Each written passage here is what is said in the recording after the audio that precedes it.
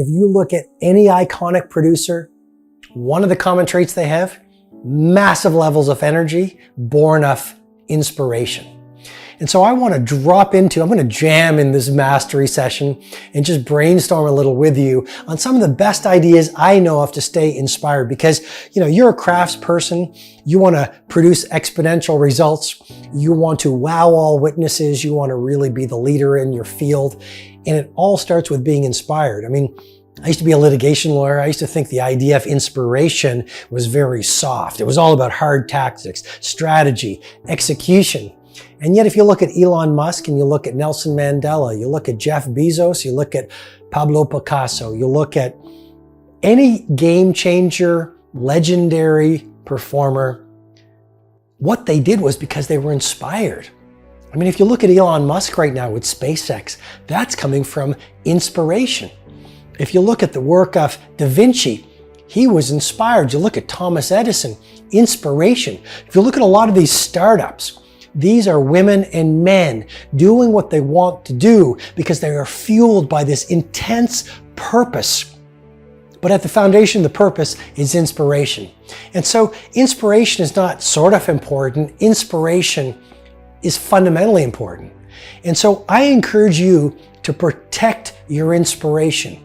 And I'm going to walk you through some of the best ways I know of how to do that. Number one, the concept of circulation. I call it the power of circulation. There is great value in just getting out there. My friend Tom Peters talked about it years ago. He called it managing by walking around. And he spoke of it in the context of within an organization, leave your office and just walk around. But I see it as even larger, with all due respect to Tom Peters, who is a wonderful, wonderful guru. And I just want to sort of maybe the best way to say it is just take it into a different context, which is circulate around the world. I don't always love traveling. I travel a lot. Sometimes before a speaking tour, I ask myself, do I really want to get on this speaking tour? And then I remind myself the power of circulation. By getting on an airplane, I meet new people. By getting into a new city, I get provoked by new insights. By hearing new conversations, I get new levels of energy. And so there's great power in circulating. I guess to be really tactical, what I'm encouraging you, if you want to be inspired, get out there.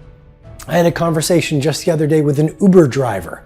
He was telling me how he lived in Kiev and he studied engineering. We talked about the culture in the Ukraine, but he explained why he's now in this country. He explained his adversity story, how difficult it is. He said, you know what? I want to be an engineer, but I've got a family to feed. So I'm doing this as an Uber driver. I don't really love it, but it's how I make my living. And we had this conversation where I got all of these different ideas that really were valuable to me. So conversations are very educating, but the point really is, insight number one, there's great power in circulating, because that's when you have new conversations. That's when you detect new insights. I mean, get some of my best ideas just reading magazines in hotel rooms. They have nothing to do with leadership. They have nothing to do with productivity. They have nothing to do with high performance. I was in Los Angeles the other day. I was reading the Robb Report. I was reading, it was sort of like a style guide to Los Angeles, and just learning the languaging of those creative people, the chefs and the fashion models and the fashion designers and the people who are creating these cool scenes creates great ideas for me to bring to you. So there's great power in circulation. Second insight, if you want to be more inspired, nature. One of my favorite protocols is the daily nature walk. I love walking in the woods. I often listen to audiobooks in the woods. I call it reading while walking. Reading while walking. So I go to this place. It's sort of my creative forest. There's not a lot of people in there, and I walk for 1 hour. I breathe in the air. I look at the lush scenery. I listen to a different audiobook. It's almost like a walking meditation as well. Sometimes I don't listen to an audiobook and I just walk and I touch the earth.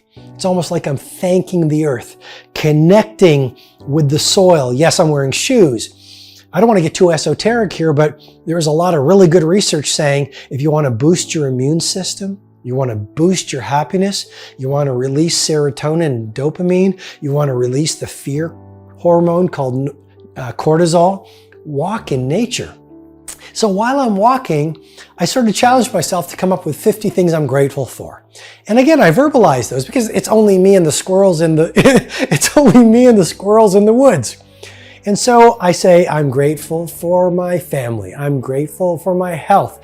I'm grateful for work that feeds my soul. I'm grateful for the sunset I watched last night. I'm grateful for my team. I'm grateful for my business. I'm grateful for the travels that I get to take. I'm grateful for the people that I've served.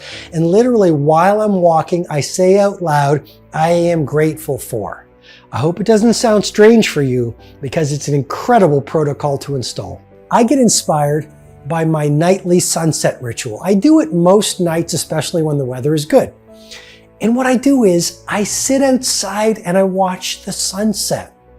And it sounds so obvious. You know, if the sunset only happened once every 1,000 years, you and the rest of humanity would be watching the sunset. But because it happens every night, we take it for granted. Positive psychologists call this mental psychological phenomenon hedonic adaptation. Because the sunset happens a lot, our brains get used to it, so we take it for granted. Here's another game-changing insight. Our brains are hardwired for ingratitude. It served us well thousands of years ago because we really had to be on our game. And so we had to notice what was not good about our environment. Otherwise, the tiger would eat us.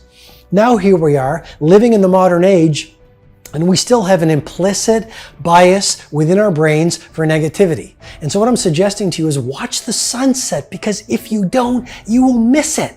And personally, I would rather have a gorgeous sunset than all these nice things.